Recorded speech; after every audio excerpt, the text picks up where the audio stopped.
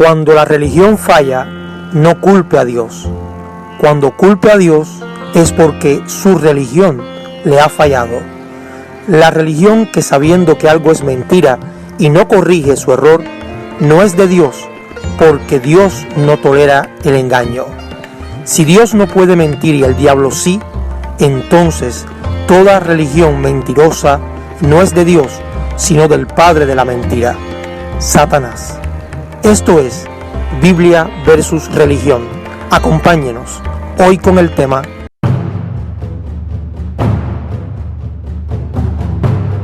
Poco antes de ofrecerse en sacrificio, Jesús dijo a los líderes judíos, Juan 2:19, destruid este templo y yo lo reconstruiré de nuevo en 3 días.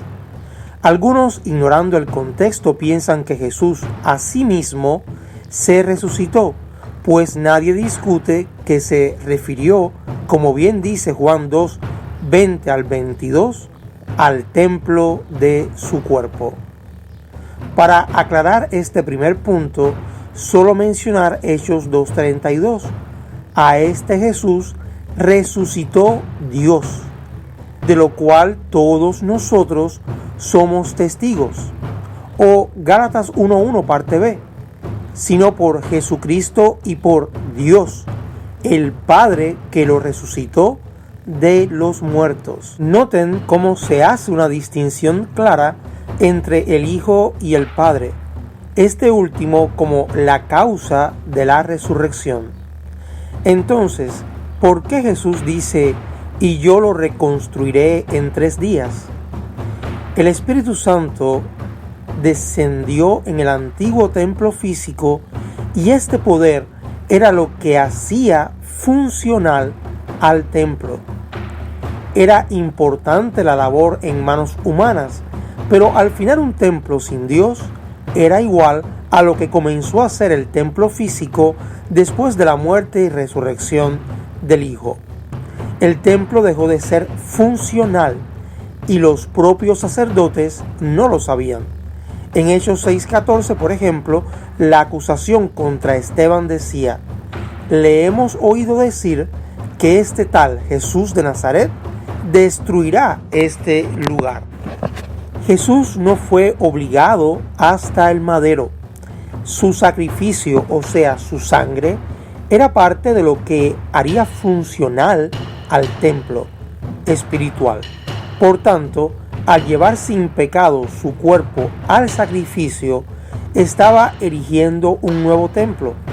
Y fue Jehová quien hizo finalmente el milagro de la resurrección.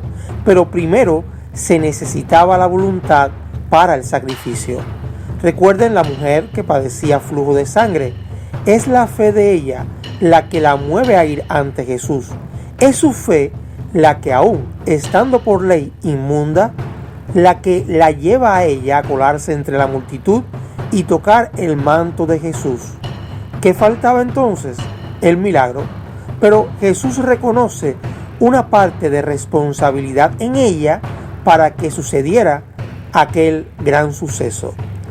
Dijo Jesús a la mujer en Lucas 8:48, y él le dijo, hija, tu fe te ha salvado, ven paz. ¿Fue la fe algo que es impersonal lo que le sanó? Por supuesto que era con el poder de Dios, pero si ella no hubiera vencido sus temores y dudas, no estaríamos hoy contando su historia. De igual modo, si Jesús nos hubiera despojado de su condición divina para sacrificio, no pudiera haber dicho, yo lo reconstruiré en 3 días.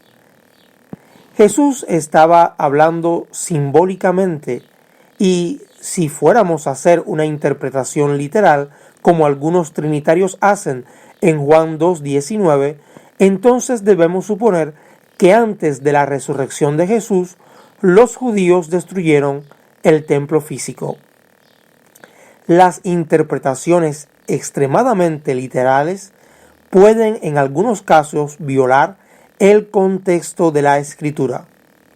Teniendo aclarado esto, volvamos al tema en cuestión, el cuerpo de Jesús como templo de Dios destruye la Trinidad. En Juan 4:21, Jesús le dijo a la mujer en el pozo: «Créame, mujer, la hora viene cuando ni en esta montaña ni en Jerusalén adorarán ustedes al Padre». El templo nunca fue Dios mismo, sino era el conducto mediante el cual el pueblo adoraba apropiadamente al Padre.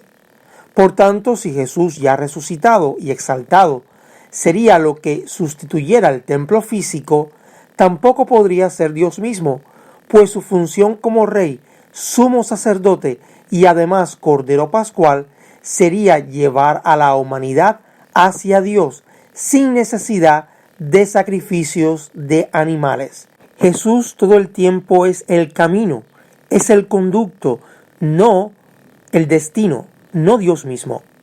En Filipenses 2, 10 y 11 leemos: «Para que en el nombre de Jesús se doble toda rodilla de los que están en los cielos». Recuerden Hebreos 1:6, donde los ángeles le rinden prosquineo a Jesús. Y en la tierra, sigue diciendo el pasaje, y debajo de la tierra. Y toda lengua confiese que Jesucristo es el Señor. Ahora noten la expresión: para la gloria de Dios Padre. O sea, Jesús es el medio, el único intermediario. No es María, no son los llamados santos. Solo Jesús es el mediador, dice la Biblia, entre Jehová Dios y los hombres. Nuestras oraciones son dirigidas al Padre, como las peticiones de los israelitas eran dirigidas en el templo a Dios. El porqué muy simple: su cuerpo fue levantado como templo de Dios. A través del velo de su carne se liberó el camino del lugar santo al Santísimo, pues antes de Jesús nadie pudo ascender a los cielos. La adoración del cristiano con el nuevo pacto no es la del monte Sinaí, sino la del monte Sión, la Jerusalén celestial. Un dato interesante nos lo da el Evangelio de Juan 1:14. Ahí se nos dice que a Jesús todos lo vieron. Igual todos podían ver la majestuosidad del templo físico. También vieron a Jesús antes de morir y luego resucitar.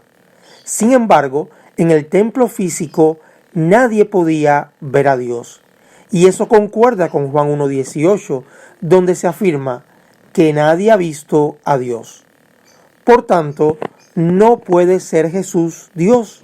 Los seguidores escogidos, según 1 de Pedro 2:4, una piedra viva escogida preciosa para Dios. Y el versículo 5 es contundente: ustedes mismos también, como piedras vivas, están siendo edificadas en casa espiritual, para el propósito de un sacerdocio santo, para ofrecer sacrificios espirituales aceptos a Dios mediante Jesucristo.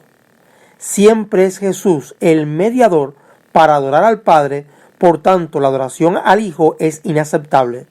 El prosquineo al Hijo es un rendir homenaje para la gloria del Dios Padre, como vimos en Filipenses 2, 10 y 11.